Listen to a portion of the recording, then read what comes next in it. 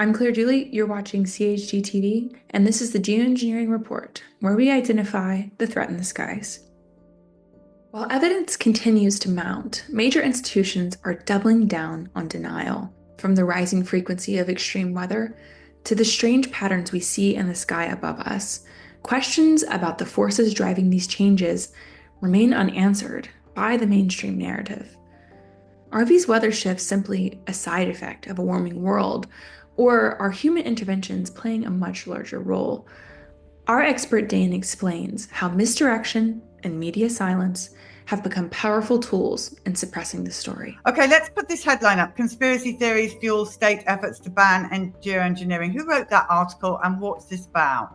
That's a mainstream media source that is comparing anyone who questions the government narrative to be associated with all these other issues as well. They try to lump it all in together to paint with a broad brush, and anybody who questions government is a, quote, conspiracy theorist. Anybody who throws that term out, Polly, the conspiracy theorist term, that's the final fallback of the factless and the fearful. With mainstream media, those people are criminal accomplices to the cover-up of these crimes, and they should be seen as such. If you help someone cover up a murder, you're a criminal accomplice. And if these people are playing the same part, how does that put them in any different position? And so the population should realize this when they're sending out a message, make it peaceful and professional to these people, but send a link to the dimming, again, credible data from a credible source, and CC as many other activists, aware and awake individuals, openly CC them, so that if you have 50 or 100 other people on there, this person you're sending this message to and a link to the dimming, asking them to explain what's happening in our skies, so they know many are listening to that conversation and many are awaiting their answer. Put them on the spot professionally and peacefully. Because they're trying to put the geoengineering movement, and they're trying to say you guys are like anti-vaxxers, and they're trying to lump all of these different movements together, saying that they're all crazy. At what point do people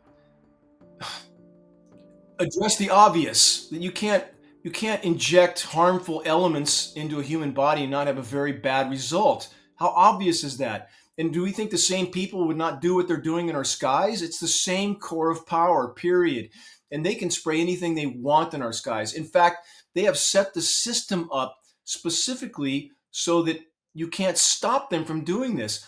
I've spoken in front of the entire CAR board, California Air Resources Board, huge pollution control board, in front of a room full of farmers. They were making the farmers change the engines on their equipment because of the particulate matter it releases. And I made the CAR board admit that even though there's a source of particulate pollution in our skies that's mathematically 100,000 times greater, they don't care because it's not in their jurisdiction, so it doesn't exist to them. The whole system has been set up this way. For particulate pollution, Polly, the smaller the particle, the more harmful it is to human health. We're talking about nanoparticles with climate engineering. You can fit up to 100,000 across the width of a single human hair. They're inconceivably small, thus they're immensely harmful. And the whole system's been set up not to show this particulate pollution. So they test for PM10, 10 microns, or occasionally PM2.5. Those are boulders compared to a nanoparticle.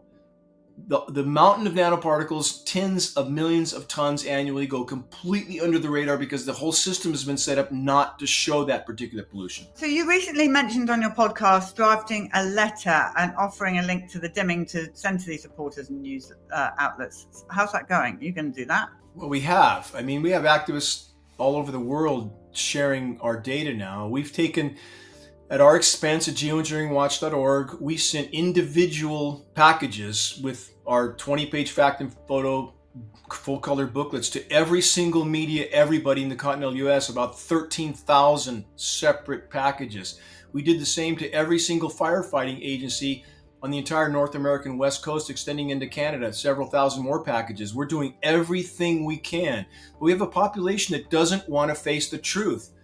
They want to pretend some sort of political policy is going to save them from what's happening. It doesn't matter what stripe is on the occupant of the White House. Their purpose, their point, polarize, divide, distract populations by whatever means necessary to keep them from looking up, to keep them from waking up, to keep them from seeing the oncoming train. And that's exactly what's going on. We are rapidly running out of time.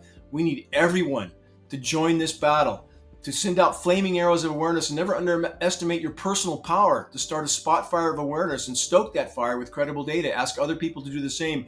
If we could simply push this issue to the full light of day and get past the "it's just jet exhaust" disinformation campaign that's coming from the very top, and we could expose this issue and populations knew what had been done to them without their knowledge or consent, we would cause a shockwave around the world, Polly. We love hearing from our viewers at CHGTV, so please reach out to us with any questions, any comments, or if there's anybody in this field that you would like to hear more from, please let us know, plug some experts and we'll try to get them on. Please reach out to us at goodmorning@CHGTV. Thanks so much for watching the Geoengineering Report. We'll see you next time on CHGTV.